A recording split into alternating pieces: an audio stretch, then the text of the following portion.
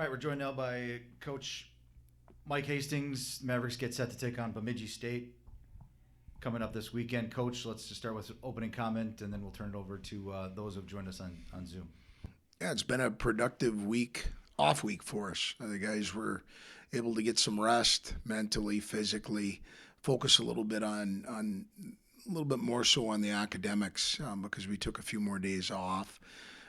So it's been a good, productive off week for us. The guys came back with a lot of energy, and now we're going to go play one of our rivals and in a building that's difficult to play at. Should be a great preparation for the playoffs. So I look forward to this weekend. All right, Kevin Dudley, turn it over to you. Go ahead with the first question. Mike, we've talked a little about your off weeks. You having really good spacing this year with in terms of I know 5 weeks is a number you like off between games. Now that we're so close to playoffs here with 2 weekends left, how do you kind of feel that's worked out with that space? Do you feel like the guys from having those 5 weeks off pretty regularly or off time every 5 weeks are in pretty good shape and condition, pretty fresh here at the end of the year at least? I think a lot of that is you've got to let your eyes tell you how they managed it. And for us coming back this week, I like the way the guys managed it. You go back to the last time we had a break. It was from the first half to the second half. It was a couple of weeks and maybe a couple of days and change. The guys took care of themselves, and looks like they've done the same here. I try and get as much feedback as I can from the players and asking them how their bodies are, how they're feeling. They feel refreshed. The one thing we're up against is Bemidji's. They're in a flow right now. They're playing every single week, I think, since break. So they're in a little bit of a rhythm. So when the puck drops on Friday, we're going to have to be ready to go because they're a team that's tough to play from behind on. So with what happened in our building the last time they played us, hopefully it's an opportunity for us to grow as a team, as we've done a good job on the road here in the second half, and we're going to hopefully try and continue to do that. Go ahead, Kevin. Yeah, just in terms of, I'm sure during this downtime, you got a chance to go back and look at the series right before the break. What are some things you feel like you guys have to do better this weekend to hopefully get a better result? Well, get off to better starts.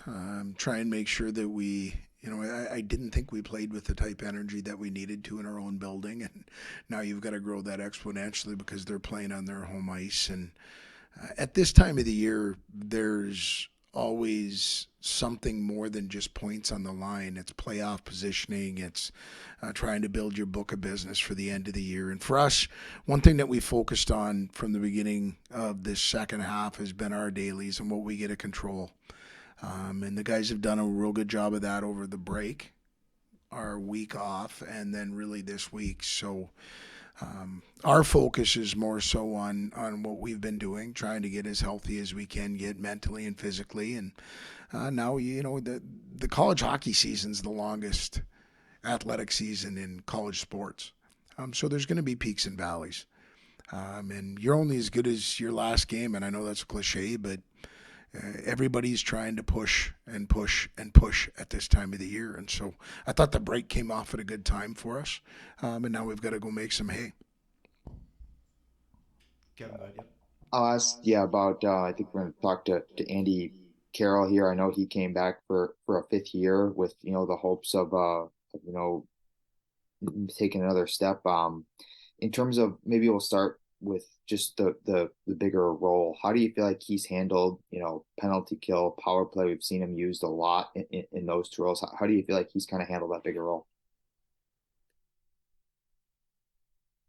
He came to MSU playing with a lot of confidence. We discussed before he decided what he was going to do. If he did come back, why was he coming back? And he wanted to continue to round out his game. And previously, because of some of the guys that were in our program, he didn't have the opportunity that he has right now. And offensively, he's produced more than he has at any other time in a season. Leadership wise, example setting, When you lay all that on a guy's shoulders, sometimes that can be a heavy burden to carry. And I don't think he's broken stride. He's playing with an awful lot of confidence right now. Power play, penalty kill, all the minutes you've talked about. I think he's stepped up to the plate. And hopefully there's people watching, because I don't think whenever we're done this season that'll be the last that Andy Carroll will be playing, because I think he's got a bright future in front of him professionally. Follow up on Andy. I think one thing that's always been evident watching him is how well he can skate. I think he's just very gifted in that sense. This year, to see some of the goals he's scored shooting the puck, and what he's been able to do on the power play. We mentioned, walking the blue line, I think a few weeks ago. Do you feel like there's offensively a poise that's really kind of come over his game with the puck on his stick that's been part of him taking a step?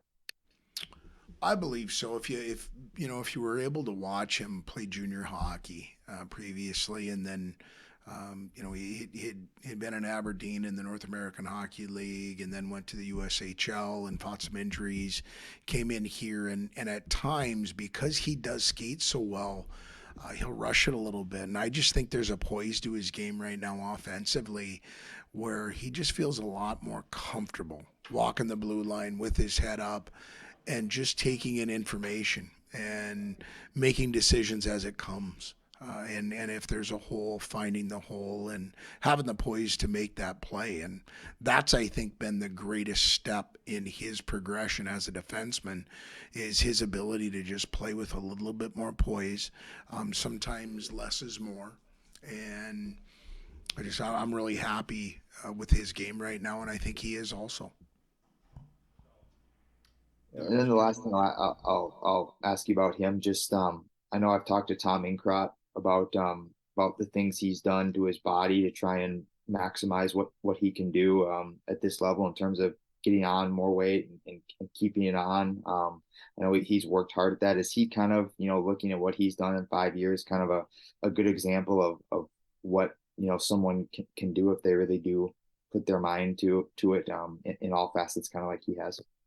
Yeah, I think one reason you hear Tommy speak so positively about him is because I guess it's like when you have a student that listens to direction, and anything within his bandwidth, anything that he gets to control, he's willing to do. Work harder, train differently. His nutrition now is off the charts. He's a guy that does everything that he can do to be prepared for a really good day of work. And then once he puts that work day in, recovering. And so he just understands. I think he's got a real pro mentality at how he addresses his day and how he addresses what is within his control, and focuses on doing everything that he can to make sure he's as good as he can be. Anything else, Kevin? Okay. All right. Thanks, Coach. Good luck this weekend. Thank you.